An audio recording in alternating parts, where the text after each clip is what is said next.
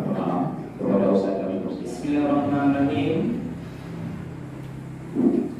Assalamualaikum warahmatullahi wabarakatuh. Waalaikumsalam warahmatullahi wabarakatuh. Alhamdulillahirabbil alamin alladzi anzala sakinata fi qulubil mu'minin. Asyhadu an la ilaha illallah wahdahu la syarika lah wa asyhadu anna Muhammadan abduhu wa rasuluh sallallahu alaihi wasallam la nabiyya ba'da. Faqala Allah ta'ala fil Qur'anil Karim. A'udzu billahi minasy syaithanir rajim. Bismillahirrahmanirrahim. Alladzina yunfiquna fis sarra'i wad-dharra'i wal kadhimina al-ghayza wal 'afina 'anil nas wallahu yuhibbul muhsinin. Sadaqallahul 'azim. Bapak dan ibu-ibu hadirin kaum muslimin, para jemaah yang dimuliakan oleh Allah, marilah kita kembali mengucapkan kalimat puji dan syukur. Alhamdulillahirabbil alamin. Segala puji bagi Allah Tuhan semesta alam, karena sampai pada malam Ramadan yang ke-15. Betul Pak Ibu? Berarti lah saparun. Pada malam hari ini kita semuanya masih diberikan kemudahan oleh Allah, diberikan kesehatan dan kesempatan untuk melanjutkan ibadah qiyam Ramadan kita dalam keadaan sehat walafiat. Kalau yang sehat Bapak Ibu, diberikan maaf Ibu dan Bapak, memang tidak semurah mengucapkannya. Itu adalah perilaku terpuji bagi orang-orang yang memiliki hati yang mulia. Siapa yang bisa memaafkan orang lain? Orang-orang yang hatinya mulia, hatinya bersih. Sehingga Al-Quran bahasakan orang pemaaf inilah salah satu ciri orang yang diberikan surga yang luasnya seluas langit dan bumi. Bapak Ibu, kita mau surga belum? Mau. Kalau evaluasi sampai detik ini berapa? Coba tengok kidal kanan, ke belakang, rasanya masih ada awak yang menyimpan masalah, belum memaafkan orang lain, atau masih ada tidak? Rasanya gini. Lah memaafkankah orang lain saduanya? Yang pertama yang dakik dulu. Istri, apakah sudah memaafkan semua kesalahan suami sebelum datang ke istri? Lah maaf salah bapak sudah ya Bu? Bu? Kurang Pak. Oh kurang, batul di balik wilayah itu. Berarti Ibu masih menyimpan sedikit dendam. Halo Le, masih bersalah ya Pak El. Apa nampak penamakan suami Bu? Tidak bisa diterima salahnya Bu? Apa?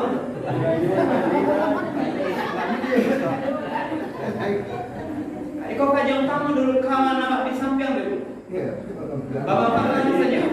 Bapak masih ada rasa salah istri yang lo maafkan kan? Ada salah istri ada? Enggak ada. Masih biar kalau awak sama itu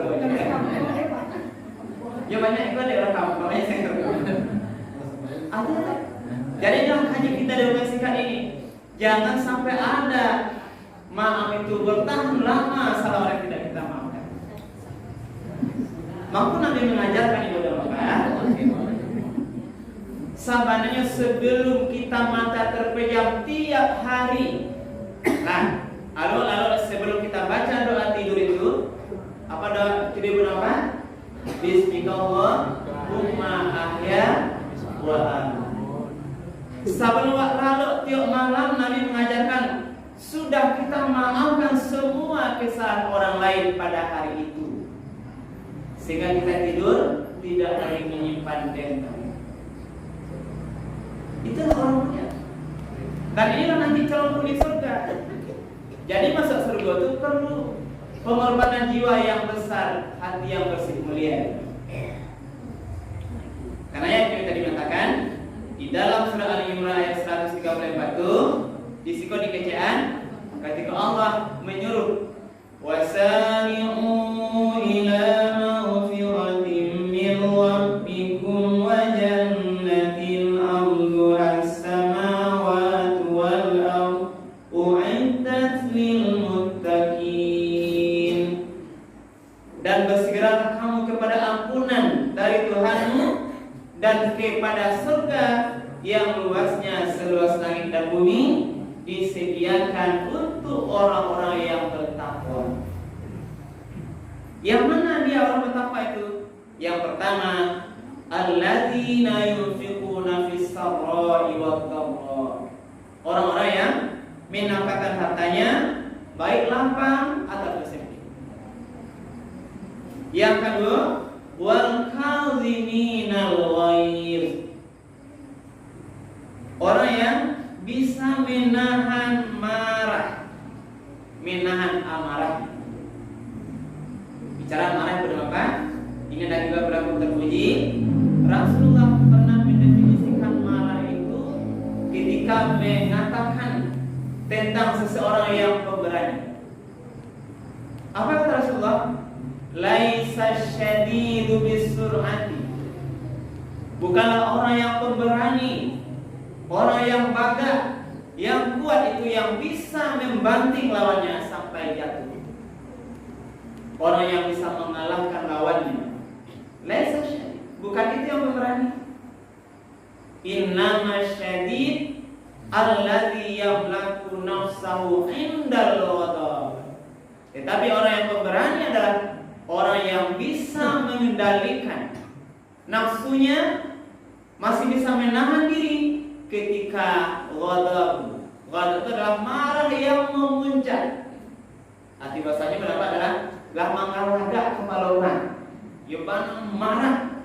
Tapi pada saat ghadab itulah orang pemberani itu dia bisa mengendalikan dirinya tidak marah. Inilah penghuni surga. Walaupun sebenarnya pada orang yang akan dia marah itu dia berkuasa penuh. Kalau di kantor anak buahnya, kalau di rumah mungkin ada pembantunya. Kalau ibu bapak mungkin pada anaknya, dia punya kekuasaan penuh bisa marahi anak. Tapi pada saat marahnya memuncak pada bapak, dia nafsahu indal ghadab. Alladzi yamliku nafsahu masih bisa mengendalikan jiwanya ketika marah itu terjadi. Dan inilah juga yang dilatih kita selama Ramadan, latih bersabar. Ketika ada orang yang mengajar, ketika ada orang yang menjahilimu, mengajak bacakah, basi tangkah, basi arang, basi karehang, saya bahasa kan? Tapi dia tidak mau melayani. Apa katanya? Ini sohib, ini sohib. Aku sedang sabar. Dipancing yang marah, bangkit kawan. Mungkin dihasut, dihina, dicaci maki. Tapi orang puasa itu sabar. Dia bisa menahan, dia mengatakan ini sohib, aku sedang puasa. Inilah yang dilatih. Karena itu inilah sifat mulia di antara calon penghuni surga, dia bisa menahan. Lalu di situ tidak cukup ternyata. Nah, makanya sampai materi awal ini adalah wal afina 'anil nas. Ada orang yang bisa menahan marahnya tapi tidak mau memaafkan. Nah, kalau marah misalnya tidak bagi, tapi di hatinya rasa dongkol, rasa dendam. Nah, di mulut tidak marah, tapi hatinya ada rasa tidak menerima. Yang inilah kaji kita malam kok. Pemaaf. Sesudah bertahan marah, ada salah orang lain, apapun salahnya, inilah dikatakan Allah, wal afina 'anil nas, memaafkan orang lain. Terutama yang mulai dari dulu suami istri, kemudian memaafkan anak, ayah, ibu, tambah lebih jauh mau pada tetangga sebelah penyebelah. Inilah satu. Nanti kita sampaikan bagaimana pengamalan maaf itu sesuai dengan yang diajarkan Jibril kepada Nabi Muhammad. Nah, lalu setelah dimaafkan itu ada lagi amal berikutnya, wallahu yuhibbul muhsinin. Lah ditahan marah, lah dimaafkan, lalu Allah suka orang yang berbuat baik kepada orang yang kita maafkan. Inilah inilah penghuni surga. Nah, kemudian juga kita ambil dasarnya masalah mulianya bermaaf itu apa? Itu Al-Quran surat Al-A'raf ayat 199. Allah berfirman, "Khudhil 'afwa wa'mur bil 'urfi wa'rid 'anil jahilin." Khudhil 'afwa, jadilah pemaaf. Ini jelas. Kalau khudh itu kan ambillah maaf itu. Jadilah pemaaf. Kemudian wa'mur bil 'urfi, dan suruhlah orang lain berbuat yang ma'ruf, wa a'rid 'anil jahilin, dan berpalinglah dari orang-orang yang jahil. Lalu ketika ayat ini turun, khudhil afwa, jadilah pemaaf itu, ambillah maaf itu. Nabi bertanya kepada Jibril, wahai Jibril, tolong terangkan kepadaku apa makna khudhil afwa. Lalu Jibril menjawab, tunggu wahai Muhammad, saya mencoba bertanya dulu kepada Allah yang Maha Kuasa. Lalu dia bertanya kepada Allah. Diajarkanlah bahwa ada 3 bentuk cara mengambil maaf. 3 cara kita untuk menjadi pemaaf. Nah, yang pertama, bahan maaf yang diajarkan oleh Jibril kepada Muhammad, maafkanlah semua orang yang menzalimimu. Ini yang pertama. Memang benar. Karena yang bisa yang mulia, hatinya yang mulia. Orang yang zalim kawan, yang menganiaya kita, yang berbuat zalim kepada kita, makna khudhil afwa, ambil maaf dari dia, ambil pahala terbaik dari dia. Maafkanlah orang yang menzalimimu. Itu memang baik. Kita manusia yang lemah, yang sering mendapat bisikan-bisikan setan. Kalau setan yang berdampak bisikan, jangan maaf deh, dulu kan dimaaf tuh, yang ketek baru, kan misalnya kan salahnya banyak, mau memaafkan, nggak usah dimaafkan. Ini kan bisikan-bisikan setan. Tapi malaikat Allah Subhanahu Wa Taala dan Muhammad mengajar kepada kita, cara menjadi pemaaf yang sifat mulia itu adalah yang pertama, maafkan semua orang yang menzalimi. Rasanya bisa ya Bapak Ibu? Aku aja udah bisa. Lah ada sudah ada orang zalim langsung maafin ya. Kalau di malam sebelum doa, bismillahirrahmanirrahim, maaf ya Allah, ucapkan dari lidahku, wahai ya Allah, sebelum saya tidur malam ini, saya sudah memaafkan semua kesalahan orang lain yang selama ini tidak bisa saya maafkan. Nah, praktek Bapak Ibu ya. Cerita tadi kan risiko kan, praktekkan nanti. Kalau mau mendapatkan hadiah surga. Nah, itu cara yang pertama. Cara yang kedua, apa kata Jibril? Berilah orang-orang yang tidak mau memberimu. Nah, orang itu tidak pernah bahagia kawan. Maksudnya pilihnya kawan. Makna mengambil maaf itu adalah ketika orang tidak mau berbagi dengan kita kita duluan berbagi kepada dia. Inilah makna husnul. Kemudian nyo pilih kawan tidak pernah peduli kepada kita, dia sendiri-sendiri. Tapi Allah mengajarkan cara konsep huzil afa, mengambil nilai makna. Karena mungkin dengan dia tidak begitu ada persoalan.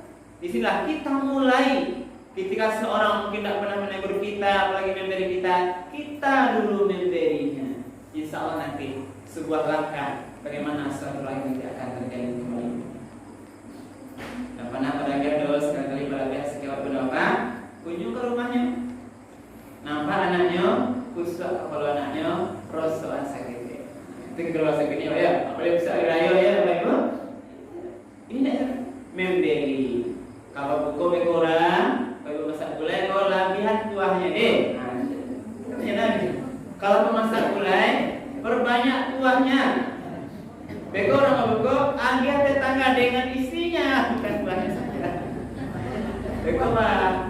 Kalau kuah saja berapa itu ada gulai ayam atau gulai rendang, rupanya kuah-kuah saja itu tak patut. Ini kan bahasanya halus. Nabi kan mengajar kodape samo jalan. Karena orang beriman itu memberi saudaranya sesuatu yang dia cintai. La yu'minu ahadukum hatta yuhibbu nafsi. Maksudnya yang tidak beriman saudaranya di antara kamu sebelum dia memberi kepada saudaranya apa yang paling dia cintai. Nah, berbagi ya, dia sampai kuat tenang. Kalau mulai dari yang mereka masuk aja yang di dalam sekalian. Nah, yang terakhir. Lalu bahasa yang terakhir, makna konsep huzil afa itu adalah menyambung silaturahim dengan orang yang memutusnya. Itu tadi berbeda, Bu. Kalau memberi, konsepnya memberi, orang yang tidak memberi. Sekarang ada kawan-kawan nyeputi sengaja silaturahim. Mulai melampau saya atau mungkin badannya kan, kami tidak akan mau lagi menyentuh rumah, tidak akan datang berkunjung lagi, tidak akan disambut-sambut lagi. Itu kira-kira bahasanya lebih kurang itu. Orang yang bermakna adalah ketika orang lain memutus silaturahim, dia menyambungnya. Di makna silaturahim itu adalah silaturahim sambungan, rahim menyambung.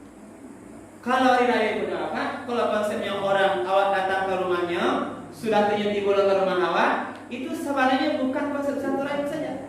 Masih biasa tuh. Karena kalau nyetibo itu namanya satu sama. Nah, yang silaturahim itu menyambung itu orang memutus, kita menyambung. Itu yang sahabat kita. Tiba ke rumah saudara awak, ayo bisa tiba-tiba ke rumah. Itu namanya saling berkunjung. Walaupun bahasa awak itu silaturahim, tapi makna yang lebih dalam silaturahim itu menyambung. Kalau tadi kan mempertahankan yang ada, ini menyambung. Menyambung itu yang tidak ada disambung, yang sudah putus disambung lagi. Inilah maknanya mengambil maaf sebagai amalan penduduk surga. Inilah kemuliaan hati seseorang. Kalau hati yang mulia pada maka sabana yang tiga tadi tidak akan lari, tidak akan lari. Memaafkan menzalim orang yang zalim kepada kita. Kalau kita tahu konsep mulianya seorang pemaaf, bagaimana hadiahnya surga. Kalau kita memaafkan, memberikan manfaat yang baik bagi tubuh kita, kita lebih tenang, tidak stres, dan tidak banyak pemikiran. Karena sudah kita maafkan. Yang menimbulkan penyakit itu, bro. Banyak masalah, masih iri dengki pada orang lain, masih menyimpan dendam pada orang lain. Dendam inilah yang menyebabkan masalah pada jiwa pemikiran awak. Kalau hati tidak tenang, nanti itu mempengaruhi kepada pemikiran kita, sakit kepala awak ini. Ya baik, Bu. Kalau awak dendam ke orang lain, tidak tenang awak. Baiklah, Nabi mengatakan mulialah kita. Muliakan hati kita, bersihkan jiwa kita. Hati kita ini untuk apa? Karena di dalam jiwa kita ini sebagaimana dikatakan Rasul, inna fil jasadi mudghah, iza sholatil jasadu kullu, wa iza fasadatil jasadu kullu. Di dalam jiwa ada segumpal daging. Kalau yang segumpal itu baik, maka akan baiklah seluruh amalnya. Tapi kalau yang segumpal daging itu jelek atau jahat, maka akan membuat jahatlah seluruh amal perbuatannya. Apa itu? itulah hati. Memang adalah perilaku pakaian hati orang-orang yang mulia itu. Karena itu mari kita ambil, kita jadi orang yang bermaaf. Tidak ada menyimpan dendam, tidak ada istilah tiada maaf bagimu. Ibu tahu tak pegonya? Tinggal mengamalkan pegokan. Nah, jadi itulah nanti. Jadi mudah-mudahan juga bermanfaat kalau kita jadi pemaaf ini. Rahim. Mudah-mudahan sempurna amal puasa. Puasa nanti diterima Allah secara hubungan dengan Allah, hubungan kita sesama manusia, apalagi yang dengan dekat dengan kita bisa berjalan dengan baik. Terima kasih kepada Bapak dan banyak maaf kalau ada yang belum berkenan. Mudah-mudahan bisa bermanfaat. Kita akhiri subhanallah wa bihamdika asyhadu an la ilaha illa anta astaghfiruka wa atubu ilaik. Billahi taufiq wal